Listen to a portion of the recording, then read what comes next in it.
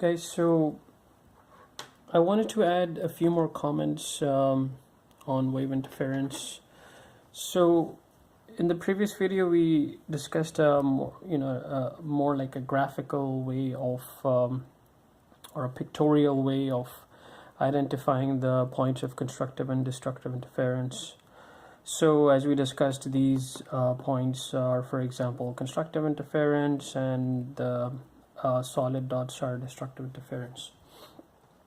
Now there's a more quantitative way of identifying the points of constructive and destructive interference. So let's look at this point. Let's call this point, this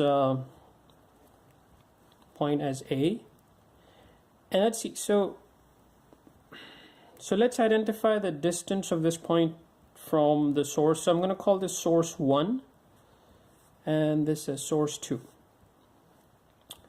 Now the main idea is that, so the main concept is that whenever the path difference, so let's call this distance R1.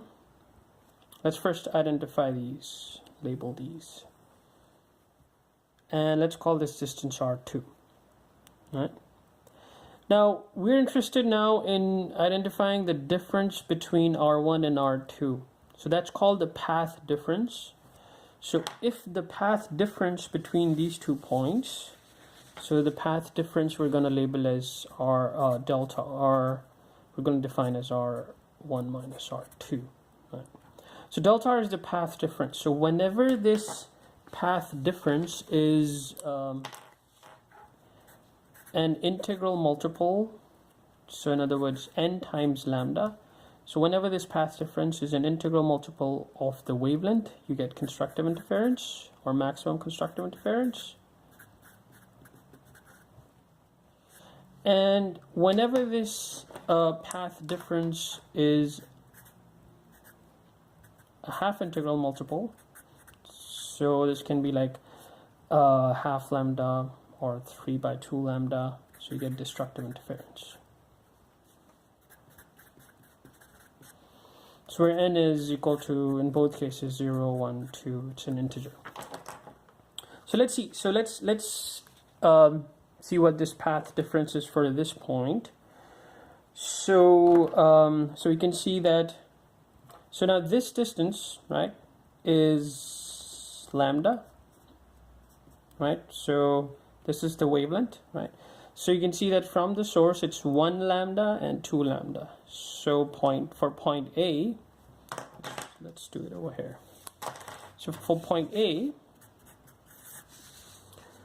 it's going to be 1 lambda and 2 lambda, right? So R1 is 2 lambda and R2 is going to be 1 lambda, 2 lambda. So R2 is also the same.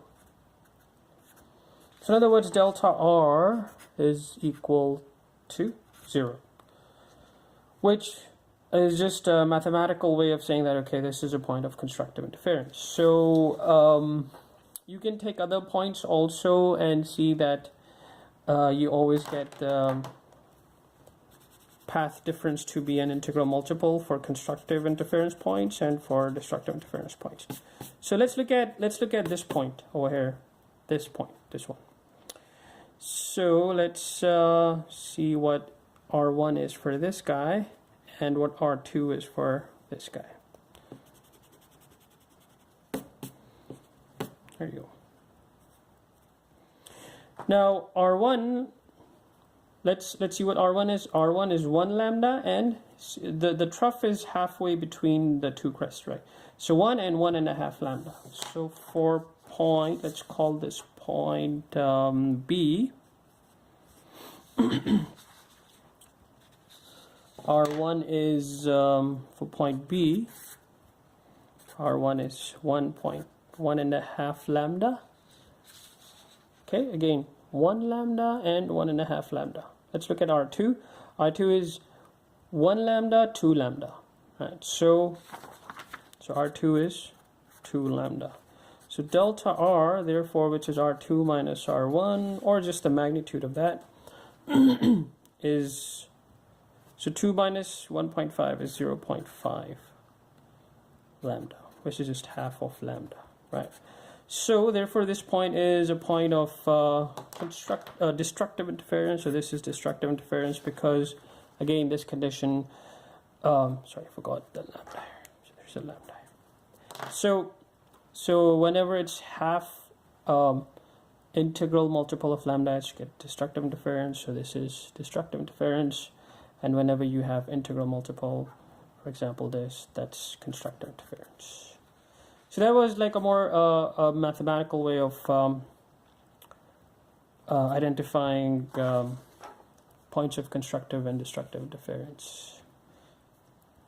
And you'll see when we when you study optics and wave interference of light, this is going to be very useful rule to remember for wave interference.